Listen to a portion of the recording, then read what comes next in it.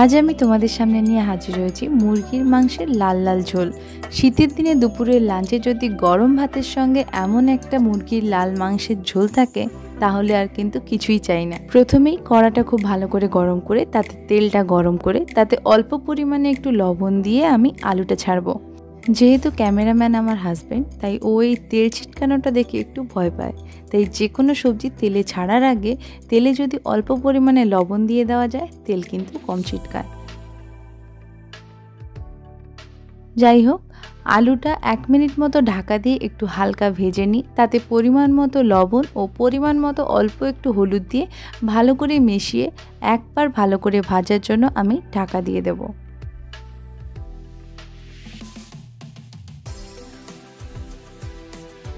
1 থেকে 1.5 মিনিটের মধ্যে আলুর এক পাশ আমার খুব ভালো করে লাল লাল করে ভাজা হয়ে গেছে। এবার আলুটা আমি উল্টে কিছুক্ষণের জন্য হতে দেব। মাংসের ঝোলের জন্য কিন্তু আলু খুব বেশি সিদ্ধ হয়ে গেলে ভালো লাগে না। মাংসের ঝোলে আলুটা সিদ্ধ হলে তবে কিন্তু তার একটা আলাদা টেস্ট হয়। তাই এই রকম অবস্থায় আলুগুলো আমি তুলে নিলাম। ওই তেলের ওপরেই আরেকটু তেল অ্যাড করে সেটা গরম করে তাতে দিলাম গোটা জিরে, একটা তেজপাতা, গোটা গরম মশলা, অল্প পরিমাণে একটু চিনি ও একটা কাঁচা লঙ্কা।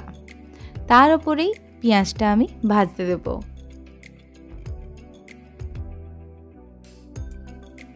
পেঁয়াজটা ব্রাউন করে ভাজা হয়ে গেলে এর উপরে আমি আদা রসুন এই মশলাগুলো দেব। আমি কিন্তু এখানে মশলা বেটে নিইনি, গ্রেট করে দিয়েছি।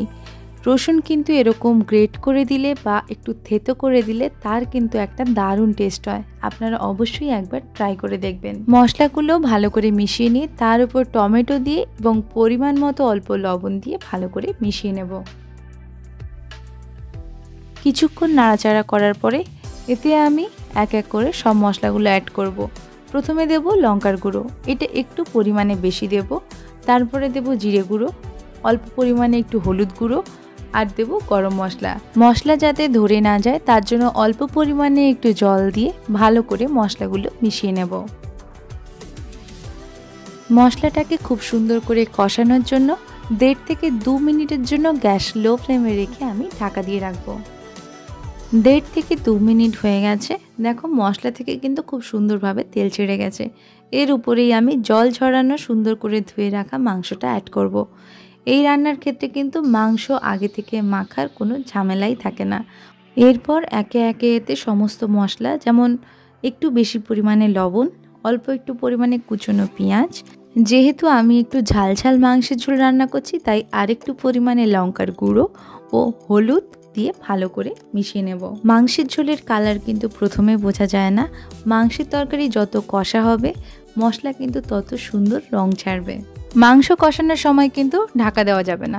ঢাকা দিলেই মাংস জল ছাড়বে, আর জল ছেড়ে দিলে মাংস যেমন ভেঙেও যেতে পারে তেমন কিন্তু ভালো করে কষানোও যাবে না। সব কিছু মশলাপাতি খুব ভালো করে মেশানো হয়ে গেলে গ্যাস হাই ফ্লেমে রেখেই কিন্তু পুরো চিকেন রান্নাটা হবে, কারণ গ্যাস লো করে দিলেই কিন্তু মাংস জল ছাড়বে। যেহেতু গ্যাস হাই ফ্লেমে রেখে রান্নাটা হচ্ছে তাই নিচে লেগে যাওয়ার ভয় থাকতে পারে, তাই 1-2 মিনিট অন্তর অন্তর কিন্তু এটা নাড়তে থাকতে হবে। দেখতেই পাচ্ছ কষানোর সঙ্গে সঙ্গে মশলাগুলো মাংসের সঙ্গে মিশে গিয়ে কত সুন্দর একটা জুসি স্ট্রাকচার নিয়েছে। প্রায় 10 থেকে 15 মিনিটের মধ্যে আমার মাংসটা কিন্তু খুব সুন্দর করে কষানো হয়ে গেছে। এবার আমি এতে ভেজে রাখা আলুগুলো দিয়ে আবারও খুব ভালো করে মিশিয়ে নেব। 15 থেকে 20 মিনিটের মধ্যে কিন্তু মাংস খুব ভালোভাবেই কষানো হয়ে যায়। এর থেকে বেশি সময় ধরে কষালে কিন্তু মাংস ভেঙে যেতে পারে। এরপর এতে কিন্তু দেবো একদম ফুটন্ত গরম জল। ঠান্ডা জল দিলে কিন্তু মাংস ভেঙেও যাবে, প্লাস তরকারির টেস্টও কিন্তু কম হবে। তরকারি ফুটে গেলে তাতে ওপর থেকে গরম মশলা ও অল্প ধনেপাতা কুচি দিয়ে ভালো করে মিশিয়ে নেব। 1.5 থেকে 2 মিনিট মতো চিকেনটা ভালো করে ফুটে উঠলে তাতে অল্প পরিমাণে একটু চিনি দিয়ে ভালো করে মিশিয়ে নিলেই এই খুব কম সময়ের মধ্যে লাল লাল মুরগির ঝোল কিন্তু একদম রেডি হয়ে যাবে। আমি যেভাবে কোনো রকম বাটাবাটির ঝামেলা ছাড়া মশলা ঘষে নিয়ে বা থেতো করে নিয়ে যেভাবে চিকেনটা রান্না করেছি, অবশ্যই আপনারা একবার ট্রাই করে দেখবেন, খেতে কিন্তু দারুণ লাগবে। আমার ভিডিওটি যদি ভালো লেগে থাকে সাবস্ক্রাইব করার অনুরোধ রইল।